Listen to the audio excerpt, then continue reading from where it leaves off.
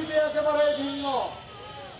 আমরা শ্রমিকরা শুধু বছরে একদিন এই মে দিবস আসলে আমাদের সামনে বিভিন্ন শ্রমনীতির কথা তুলে ধরা হয়। দুঃখের বিষয়ে কোন নীতি আমাদেরকে আজ ৫৫ বছরে স্পর্শ করতে পারেনি।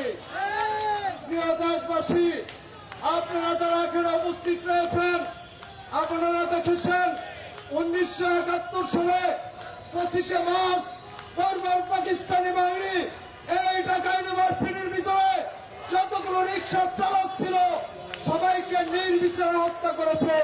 ৫৫ বছরে একজন চালকও সেই হত্যার বিচার পায়নি।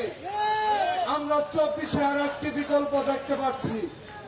যখন বৈষম্য দূর করার কথা বলা হলো, আমরা রিক্সা চালকেরা ৩৬ দিন এই শহরে কোন থাকার গাড়ি ছিল না। আমরা জীবনকে বাজি রেখে এই সংগ্রামে যাত্রীদের আনা করেছি, অভিভাবকদের হাসপাতালে নিয়েছি, সমস্ত দুর্নীতি পুরা করেছি। কিন্তু ২টি বছর হয়ে গেল, আমরা কি দেখতে পাচ্ছি? আমরা রিক্সা চালকদের কোন ভূমিকায় রাষ্ট্রের কাছে দেখতে পাচ্ছি না।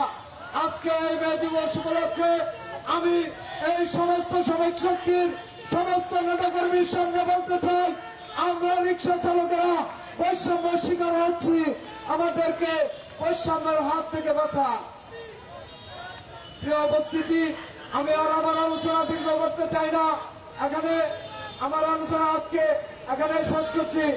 জাতীয় নাগরিক শক্তি ইনকিলাব জিন্দাবাদ, ইনকিলাব জিন্দাবাদ।